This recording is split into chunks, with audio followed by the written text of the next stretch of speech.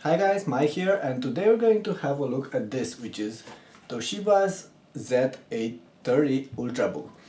My video review is actually a bit late.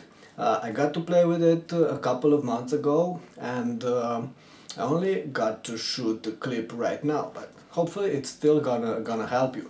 This is one of the best ultrabooks out there. It's a 13.3-inch laptop. It's very thin and very light, just 2.4 actually pounds, which is about half a pound lighter than all the other competitors. Overall, it's fairly good, very solid build, a very good buy.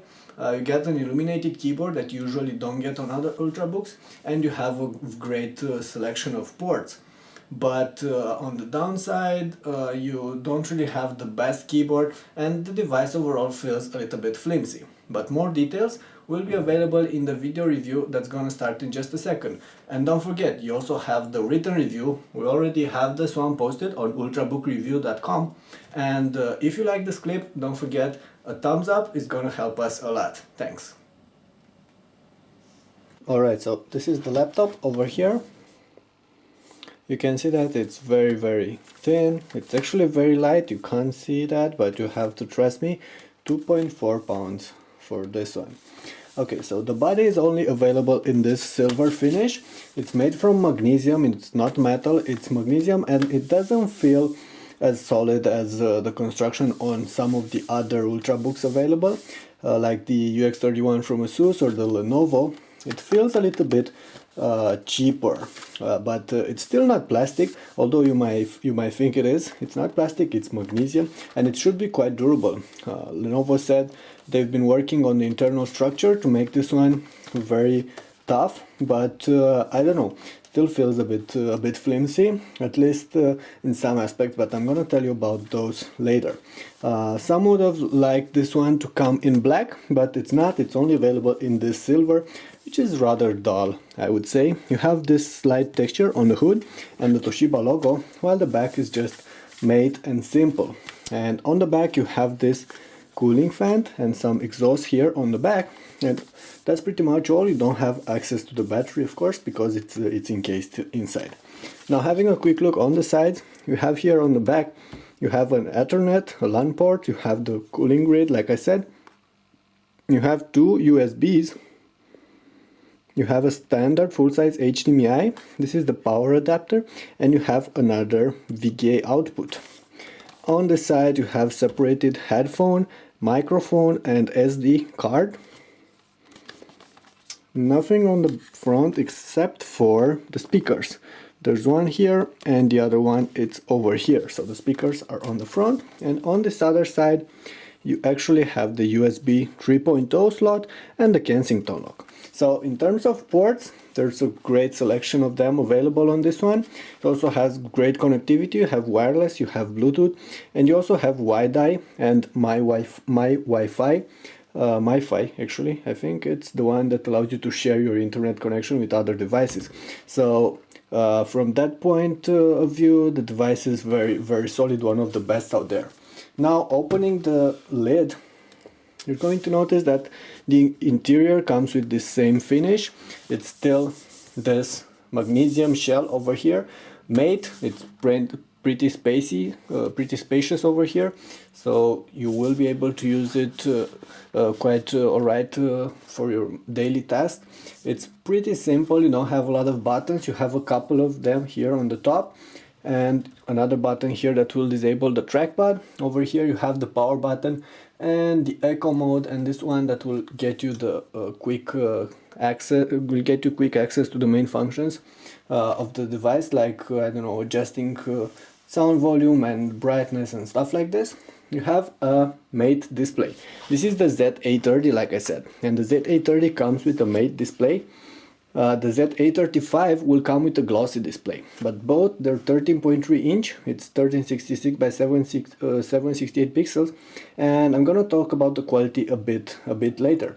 Here on top you have the camera, you have a microphone next to it, and let's have a quick look at the screen's hinges. Well, it's pretty massive, but it's also very flimsy. You can see that the screen feels very fragile overall. and there's some gap over here between the screen and this hinge. Not sure if you can see it, but it doesn't feel as solid built as it should. Plus the screen flexes. You can see that it flexes quite a lot. I'm not gonna push it because I don't want to break it, but unless you're going to be very careful with it, it might break in time.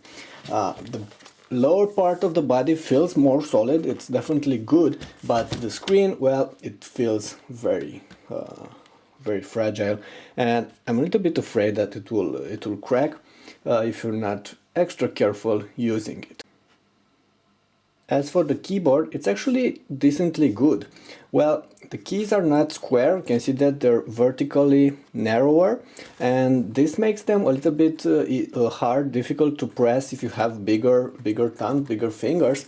Otherwise, it will be all right. They're not noisy. They're quite silent. There's little to no flex over here, and they feel overall quite okay. You notice that they have this special font. It's a little bit different than the one you get on other computers, but it looks quite good. My device has this European layout, and you can see the smaller shift here, and as opposed you have the taller enter. And like on other devices, you notice this extra row of keys, which I'm not really a big fan of, because sometimes when trying to press enter, I will accidentally press one of these. But in time you might get used to that. Arrow keys, they're actually quite decently sized as well. And there's one more thing, this is backlit. I'm gonna show you that the back illumination works in just a couple of seconds. We're with the Toshiba Z830, and I'm gonna show you that it has illuminated keyboards. Here we go. That's the thing you would have to know when buying this device. It's actually one of the very few ultrabooks that has this feature, illuminated keyboard, and you can see they're actually quite good. You can't really adjust the level of illumination, but there overall is this white, decently bright light, which will be quite alright. Now overall the keys, they're a little bit shallow, but as long as you're fine with it, it will be a decent keyboard. Will take a bit of time to get used to it, but in time you will be able to output decent words per minute for this one. Definitely not the keyboard for avid typists, but it's still decent nonetheless. And you notice that the illumination, you can of course turn it off turn it off permanently, or it will turn off if you're not using it for, like, I believe it's like 30 seconds right now. Not really sure, but of course you can adjust this as well. So now it's off.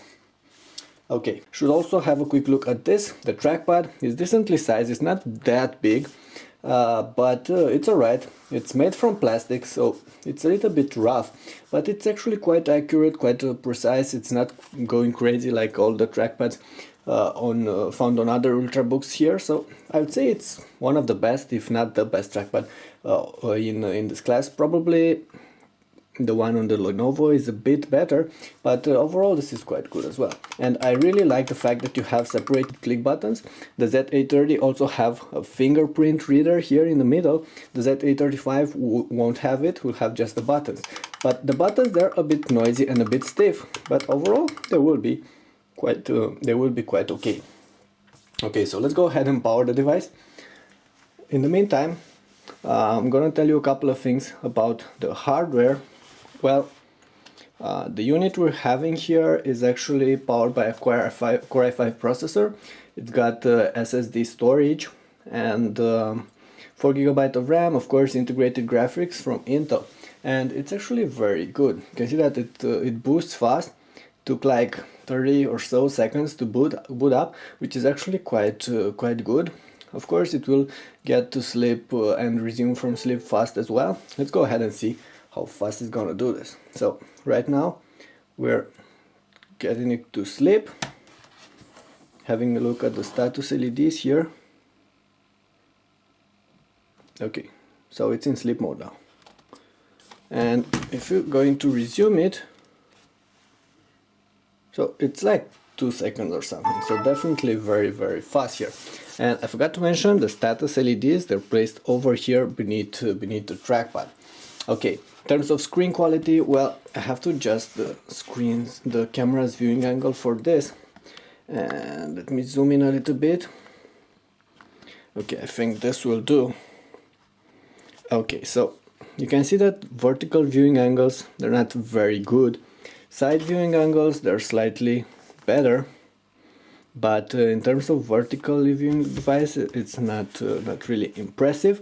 And for desk work, you will be okay. You can find the proper sweet spot here to get good color reproduction. But if you're trying to use it in bed or in some other more difficult conditions, you notice that the screen can only bend that much on the back, so you can't really put it more on the back to adjust the viewing angle properly, so you get better viewing conditions.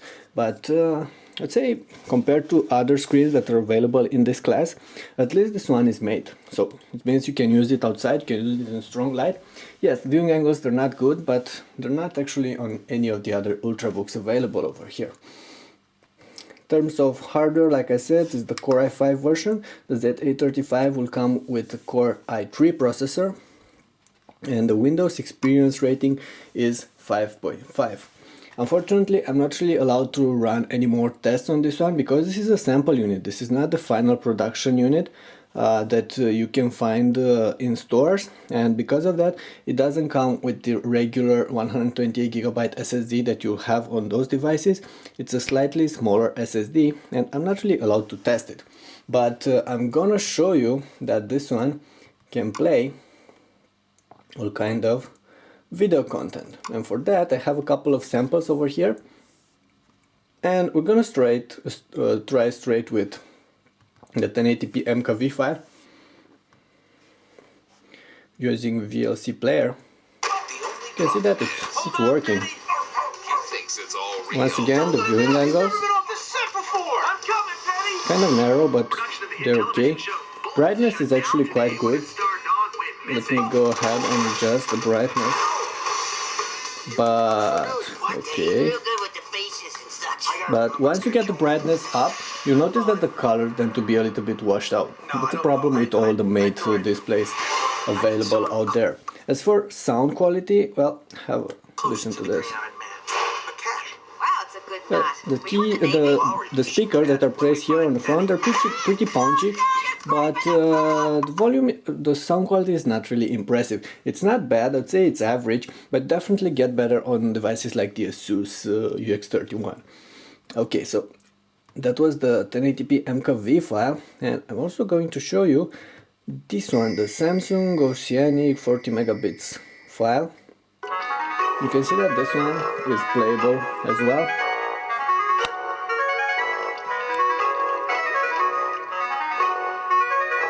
So here it is.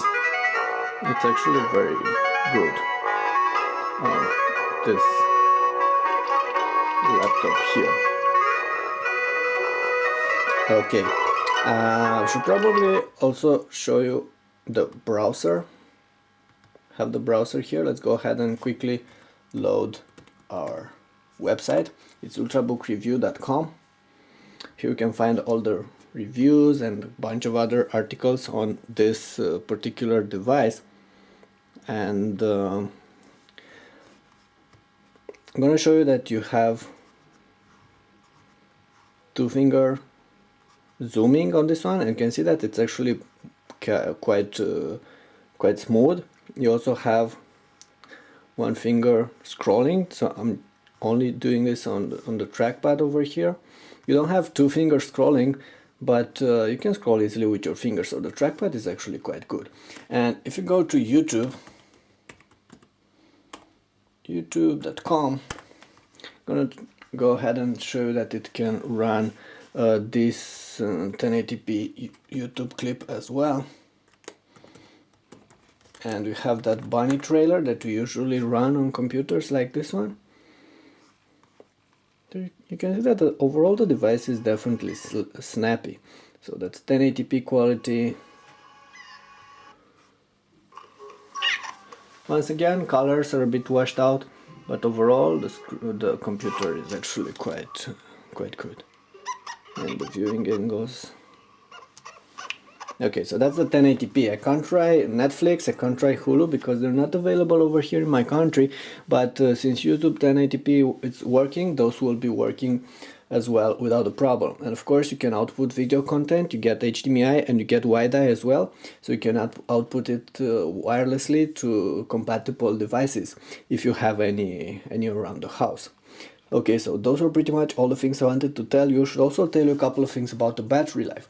Well, there's a 46 watt-hour battery inside this one, which is actually quite bigger than what you get on other devices. The ultrabooks usually get like 40 watt-hour batteries. Some have bigger capacity batteries, but most around 40. This is a 46 watt-hour, and this means that on average, if you're using it for, I don't know, basic tasks like browsing, writing some text, watching some short clips, listening to some music, you'll get around up to 6 hours of life, nearly 6 hours of life on a single charge. As long as you don't get the screen with the brightness that high, get it like around 50%. And that's actually quite good. It's better than what the average ultrabook offers, and slightly better than what the MacBook Air offers as well. For the Z830 you'll actually get a little bit better, because that one comes by default with the Core i3 processor, which is actually a little bit more energy efficient. Still 6 hours, maybe 5.5, 6 hours of life. It's actually quite good for a device that slim. One more thing I should add, you notice that on the back you have the cooling fan over here, and the computer does tend to get noisy. At least the first versions of the Toshiba Z835 and the Z830 got very noisy, but and that was the case with the one I'm having here. But in the meantime, I've got this update for BIOS, the BIOS update that was actually released by Toshiba just to fix, among others, these issues. So right now the fan is not really as noisy as it used to be. You will hear it when playing some full HD content, and you will hear it, I don't know, when editing some videos. I mean, heavy, intensive processor task. If you're performing such task, you will hear it, otherwise you won't. And it's actually quite good, because by default the device is very loud, and that fan is quite disturbing. There's a permanent buzz that goes on and on, even when you're in idle and or you light using it. But with this very simple update, it's a BIOS update, you have to go to Toshiba's site, download it, and there is this BIOS launcher. Just install from Windows. It's very simple to install, takes a couple of minutes, and then you're fixed. Okay, so I should also tell you a couple of things about the prices.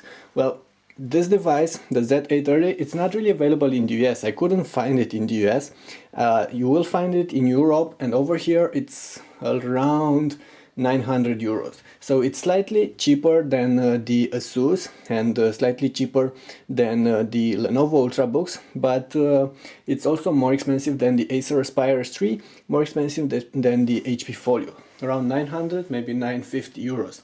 Over there in the US you have the Z835, which I believe starts at 849, and for that kind of money you get the Core i3 processor, but you get the glossy screen, you don't get the fingerprint reader, and the Core i3 processor, forgot if I mentioned it.